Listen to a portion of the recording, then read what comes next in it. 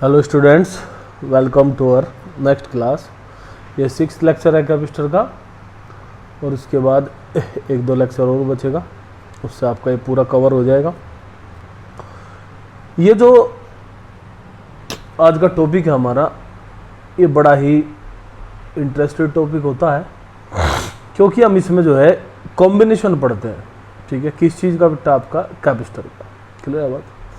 यानी कि जो हमारे कैपेसिटर होते हैं, सॉरी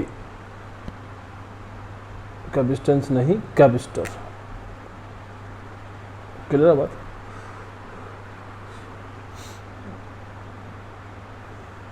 कैपेसिटर जो होते हैं हमारे, उनका कॉम्बिनेशन हमें देखना होता है। ठीक है, तो जैसे याद होगा 10th क्लास में आप लोगों ने पढ़ा था कॉम्बिनेशन ऑफ रेजिस्टेंस। क्लियर है बात? इसी तरीके से यहाँ पे कॉम्बिनेशन होता है आपका कैपेसिटर का। ठीक है, यानी कि कैपेसिटर को आप एक ही सर्किट में जोड़ सकते हैं, कई सारे कैपेसिटर, एक कैपेसिटर, 2, 3, 4, 5। ठीक है, और जब दो या दो से ज़्यादा कैपेसिटर हम किसी भी सर्किट में अपने कनेक्ट करते हैं तो वो क्या बनाता है? आपका वो एक कॉम्बिनेशन बना देता है। क्लियर है बात? तो इसी कॉम्बिनेशन में हमें पढ़ना है कि जब हम दो या दो से ज़्यादा अगर कैपेसिटर हम यूज करते हैं, ठीक है, तो उससे सर्किट के ऊपर क्या फ़र्क पड़ता है। क्लियर है बात? या फिर उनका रिजल्टेंट, जैसे वहाँ पे रेजिस्टेंस निकालते थे, ऐसे ही यहाँ पे जो रिजल्टेंट कैपेसिटेंस होगा, ठीक है, आपके सर्किट का, वो कितना होगा। क्लियर है बात? तो इसी के बेस पर ये जो हमारा कॉम्बिनेशन होता है, ये भी हमारा दो टाइप का होता है। क्लियर है बात? पहली टाइप क्या होती है बेटा? आपकी सीरीज कॉम्बिनेशन। ठीक है, और दूसरी जो टाइप होती है वो क्या होती है? हमारी पैरेलल कॉम्बिनेशन। क्लियर है बात? तो सीरीज कॉम्बिनेशन की अगर हम बात करें तो, और पैरेलल कॉम्बिनेशन की अगर हम बात करें तो, हमें इसमें दो चीज़ों का हमेशा ध्यान रखना होगा। क्लियर है बात? क्योंकि इसके ऊपर न्यूमेरिकल होते हैं, आपको इसमें न्यूमेरिकल करने पड़ते हैं। तो न्यूमेरिकल करने के लिए हमें ये दो चीज़ें बड़े ध्यान से हमें याद रखनी पड़ेंगी कि सबसे पहले अगर सीरीज कॉम्बिनेशन होता है आपका, तो आप ध्यान रखें कि हर एक कैपेसिटर के ऊपर जो चार्ज होता है वो कैसा होता है बेटा? आपका वो सेम होता है। क्लियर है बात? लेकिन अगर हर एक कैपेसिटर का पोटेंशियल देखें तो वो कैसा रहेगा बेटा? आपका वो डिफरेंट रहेगा। यानी कि हर एक कैपेसिटर अगर सीरीज में जुड़ता है तो उसका पोटेंशियल डिफरेंट होता है। क्लियर है बात? लेकिन अगर यहीं पे हम पैरेलल कॉम्बिनेशन की बात करें, क्लियर है बात, तो पैरेलल कॉम्बिनेशन में जो चार्ज है ये रिवर्स हो जाएगा एकदम। चार्ज कैसा रहेगा बेटा? हमारा डिफरेंट रहेगा। क्लियर है बात? लेकिन पोटेंशियल अब की बार कैसा हो जाएगा? सेम। ये बात आप जानते भी हैं कि जब पैरेलल में हम लोग पढ़ते हैं किसी कॉम्बिनेशन को, तो पैरेलल में हम जानते हैं कि पोटेंशियल हमेशा कैसा रहता है? आपका सेम रहता है। ठीक है, मैंने ये बात बताई भी थी कि कैपेसिटर तब तक चार्ज होगा जब तक कि उसका पोटेंशियल कैसा ना हो जाए बेटा? आपका सिमिलर ना हो जाए, सेम ना हो जाए। क्लियर बात? ये हमने स्टार्टिंग में बात की थी।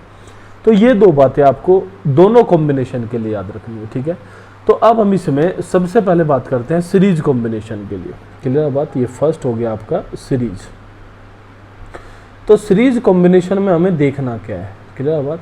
कॉम्बिनेशन में देखी तो कई सारी बातें जाती हैं, लेकिन नॉर्मली सबसे पहले हम जो बात करेंगे वो किस चीज़ की करेंगे बेटा? कि अगर हमारा कॉम्बिनेशन सीरीज है तो सीरीज कॉम्बिनेशन में हमारा रिजल्टेंट जो कैपेसिटेंस होगा वो कितना होगा। क्लियर बात? तो इस चीज़ को देखने के लिए सबसे पहले मैं एक सर्किट बना लेता हूँ। मैंने बेटा ये कई सारे कैपेसिटर यहाँ पे यूज़ कर लिए, मान लिया चलो नंबर ऑफ 3 कैपेसिटर है। ठीक है, ये तीनों के तीनों किसमें है बेटा? आपके सीरीज में, और एक बैटरी के साथ जुड़े हुए हैं जिसका पोटेंशियल कितना है बेटा? मान लिया आपका भी। क्लियर बात? तो अगर इस पहले वाले कैपेसिटर की कैपेसिटी मेरे हिसाब से C1 हो, सेकंड वाले की C2 हो, और थर्ड वाले की कितनी हो बेटा? आपकी C3। क्लियर बात? तो आप जानते हैं कि ये पॉजिटिव टर्मिनल से, तो इसके ऊपर क्या होगा बेटा? पॉजिटिव आएगा, ये नेगेटिव हो जाएगा, ये फिर पॉजिटिव हो जाएगा, ये नेगेटिव, ये फिर पॉजिटिव, और ये आपका। लेकिन आप जानते हैं कि सीरीज में जो चार्ज है वो कैसा रहेगा? आपका सेम रहेगा। आप जानते हैं कि एज इट इज जाके और इसके ऊपर स्टोर होना शुरू हो जाएगा। क्लियर बात? तो सीरीज में चार्ज आपका सेम रहता है, लेकिन जो पोटेंशियल है, ठीक है, ये पता नहीं कितना पोटेंशियल यूज कर रहा है, ये पता नहीं कितना पोटेंशियल यूज कर रहा है, और आपका फाइनली ये भी नहीं पता कि कितना पोटेंशियल यूज कर रहा है। तो मैंने मान लिया कि इसमें जो नेट पोटेंशियल है आपका, इसमें से इसने V1 यूज कर लिया, इसने बेटा V2 यूज कर लिया, और इसने आपका मान लिया V3 यूज कर लिया। क्लियर है बात?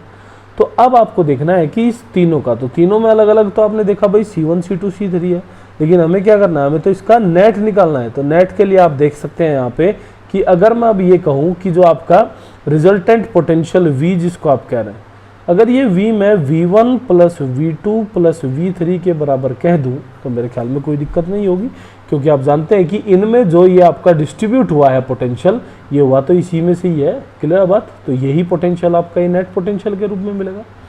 अब V1 की अगर मैं बात करता हूँ किसके लिए, आपका 4 कैपेसिटर C1। क्लियर है बात?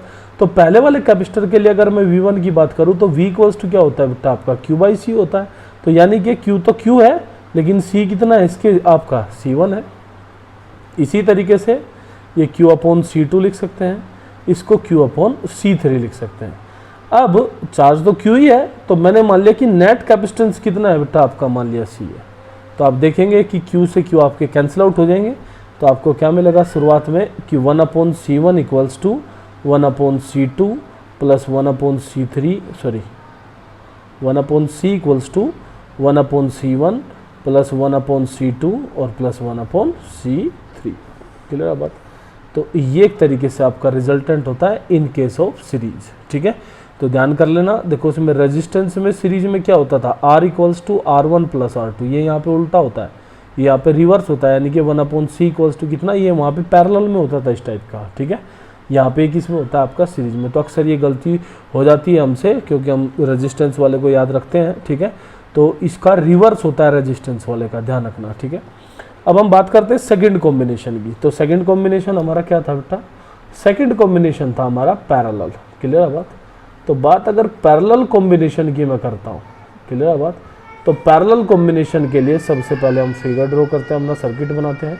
ये एक कैपेसिटर हो गया, ये एक कैपेसिटर हो गया, और इसी तरीके से सिमिलरली ये एक कैपेसिटर हो गया।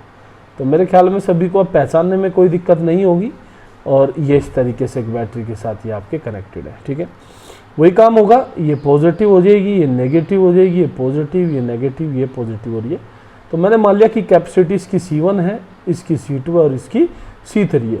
अब उसके बाद में अगर आप बात चार्ज की करते हैं, तो अब की बार तो चार्ज कैसा होगा, तीनों के ऊपर अलग अलग रहेगा। क्लियर है बात? क्योंकि पैरेलल में है।